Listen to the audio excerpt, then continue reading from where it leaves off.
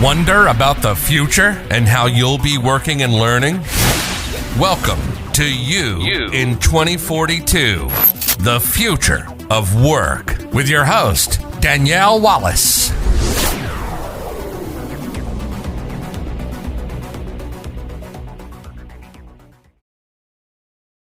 Hello, and welcome to another edition of You in 2042, the future of work. Joining me today is Laura Mingel. Great. Well, thank you so much for having me. I'm Laura Mingel, and my company is called Archetypes and Effects. So our focus is about elevating how audiences get engaged with content, with products, and with services through experiences that feel like magic. Archetypes and Effects partners with companies to build imaginative, forward-thinking marketing, business development, as well as content solutions, which I think is most relevant for our conversation today. And Laura, we worked together back at PepsiCo, and we've seen so much change in the world since then, since our marketing days in PepsiCo. But even to now, the workplace, we've seen how things change and how we communicate, tell stories, use technology, and things like VR, AR, MR have been around for a while. You've been on this for a long time now. But what do you think the role of those will be in the future? So I love this question, and just a nod to PepsiCo. It's funny, just going back to that time, Twitter was just beginning, and now we have these incredible technologies that are going to allow us, that are allowing us to connect in brand new ways. So you have fully immersive virtual reality, augmented reality, and mixed realities. They're game changers for how stories are told. We now have the ability to connect with an entirely new dimension. It's a digital reality. It elevates what's possible overall and in the workplace. It elevates what's possible with how we connect with our target audiences and connect them with what our businesses are ultimately selling. The ability to extend reality with these digital solutions means that there's new possibilities for how we work. That's both for ourselves and working on our own, but also how we're working collaboratively. So to answer your question about the roles that these technologies can play, there are so many solutions that are happening right now. Is it okay if I give you just a few examples? Oh, yes, Okay. please. Okay, so just a few, and again, I'm just scratching the surface. But number one would be scenario training. So anything is possible, from practicing how to respond in certain scenarios in full immersive VR scenes, even to practicing selling, for example, to a digital virtual being who can be placed through augmented reality at your living room table. There's possibilities for training on how to use certain physical tools or even how to navigate new physical job sites. Augmented reality, for example, is a great way to do this because it allows employees to see physical reality along with useful information layered over their reality to help them learn how to navigate, like I mentioned, or use a new tool. There's team building and shared experiences. So no matter where you are and where employees are physically in the world, teams can connect in what feels like this illusion of the same shared space using VR. So consider how VR can be used to have, for example, new remote employees meet each other. So I know you have a global team. Imagine how they can come together in the same virtual space that feels like you are present together. It could be a way for them to meet each other, meet company leadership for the first time, maybe even get a tour of a office space that they're not even physically in. I know Accenture does that well with their employee onboarding. You could also consider even team building. Instead of Zoom, teams can join memorable interactive adventures like shows or interactive games together in VR that create these truly memorable moments. And then finally, remote collaboration is so valuable in VR. So there's so many spatial tools that are coming out. I love Shapes XR. For example, it allows teams to really design and prototype together in VR, and that can be done for designing objects through to entire venues. Again, that's just scratching the surface. Ooh, that is so cool. And I understand you did one of those examples with a virtual team event. Do you want to share Oh, that? yes. So I've done quite a few events in VR. I've enjoyed joining plays and interactive experiences and games and all of that. But one example back in 2020, so I'm the Canadian lead for a program called the UK Canada Immersive Exchange.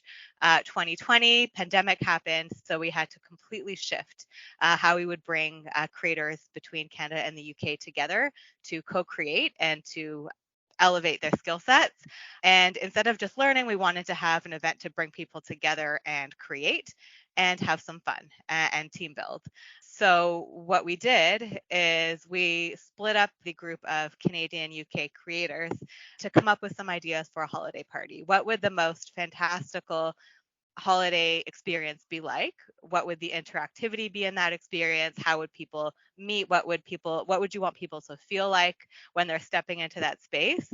I took their ideas, which they went over the top with naturally, given they're incredible creators, worked with two developers, and we brought 4 worlds to life that were imagined. And we did what we called world hopping for this holiday party where we all joined in virtual reality. We did snow tobogganing. There was skating actually as well. There were fireworks. We sipped virtual hot chocolate, so 0 calories, which is fantastic. There was even a dance party where we were able to put on some fun little outfits, play some what felt like physical but were virtual games. And we did this across Canada. We were physically across Canada and the UK, and we did this all together in the same shared space. So this was through VR, This was through VR. So you just and put on a headset and join. you could actually be with your colleagues. You were able to see them, sort of like the metaverse, Yes. and actually have this shared experience. Absolutely. So we did that in 2020. Woo. I love that the term metaverse is popping up. Metaverse is not the only thing to get excited about for VR, but when it comes to shared social spaces, just for accuracy, there's a huge opportunity for, like I said, workplace collaboration all the way through to just team building. Yeah, that's a really good point about the shared social spaces for workplace collaboration and that ability to actually connect and to create something that cannot otherwise be done. Exactly. I am a fan of creating the impossible, and I think it's important to not try to recreate reality. There have been use cases circulated where you can bring your team together, for example, in an office at a boardroom table and look at each other as avatars. And sure, it gives you that illusion of presence, but then you have to think through, is that better than seeing people's actual faces and actual reactions in Teams or a Zoom platform? Or what else can what can make it more engaging and more fun so people actually want to be there and people are able to move the work forward in a way that's more effective than what we can do in reality. Ooh, that's a key insight. Actually, I like that. Not just a recreation, it's actually moving it forward better than in Exactly. reality. So what are some of the design considerations then? Okay, so there are many. Again, just scratching the surface, but the number one question, this is absolutely where you have to start. The number one step and the number one question is, what are you solving for? Going back to that, I'd say a bad example of just bringing people in VR to sit at a digital table together. What does that solve? If you're trying to solve for how can we make sure, for example, that nurses become more comfortable with reacting to an emergency scenario? I know that's very broad. How can we use digital technologies to help them feel more prepared and be more prepared as well? So, two different things. Number two, I'd say, is who are you solving it for? Going back to PepsiCo, it's the same mentality as you would have for leading not just a brand, but product innovation. It's what are you solving? Who are you solving it for? In the case of solving this within the realm of XR, extended reality, think of then what your audience needs, but also what hardware they have access to. and where they'll be experiencing it. So if it's in VR and people don't all yet have VR headsets, consider what that means for what you'd have to do to get them the right access to the right technology. There's also ways to have spatial storytelling that's accessible through different hardware. So, for example, you could join VR worlds just through a basic laptop, although it's not fully immersive and you don't get the same type of interactivity. But if that is the case and you're in that scenario, then consider how people at the different touch points using the different hardware will still get the right experience.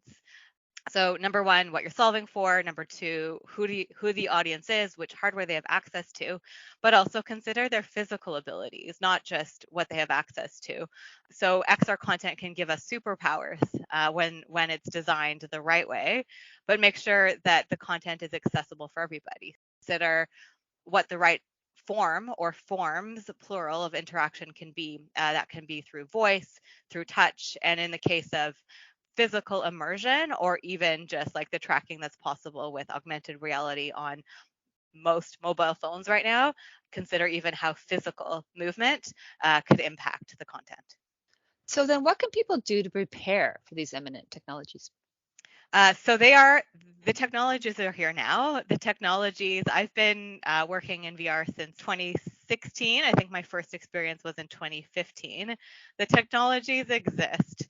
There's a lot of things that are popping up now as innovative that have actually been around for quite some time, which is exciting because people don't get excited about hardware, they get excited about possibilities. And they're now seeing especially how the hardware and the software solutions can blend together, what can be possible for most people and for their businesses. So going back to your question, in order to prepare for now, people need to start getting more familiar with what's possible, not just by reading the latest headlines or by guessing what could happen in the future, but stepping inside the experiences right now. So getting a VR headset, it's not that expensive. It is standalone. You don't need additional hardware to make most headsets work. If you tried Google Cardboard and think you've tried VR, you have not tried VR. So stepping inside what's actually possible now would be of great value. Testing everything out. So even if you think that, hey, this social platform is not for me, I'm seeing a bunch of like super weird avatars and kids that are interacting on this platform, go in and note what you like and don't like about it, and pay attention not to the overall, like, get over the wow factor of the fact that you're in these incredible spaces interacting with people, but see what you like about how, as an example of a detail, you could pick up an object, for example. See what you didn't like. So, for example, you didn't see your hand when you were picking up the object in one platform, whereas you're actually able to pick up an object without even a controller because your headset sees your hand in reality. Like, just start to realize what's possible, what you like and don't like, because when you're then going back to what is that problem I'm trying to solve for in my workplace environment, you're more familiar with what's already possible right now, and you can start to connect the dots of, based on what you've seen, what is likely possible in the next 6 to 12 months. Those are such great practical takeaways. Putting into action the things that we just are talking and reading about. You say it's so true, Laura. And where can people contact you? Outside of exploring the metaverse to try to find me, they could contact me on the basic platform of LinkedIn. So Laura Mengel. Also, I'm active on Twitter and it's at Laura_Canada. And those informations are in the show details.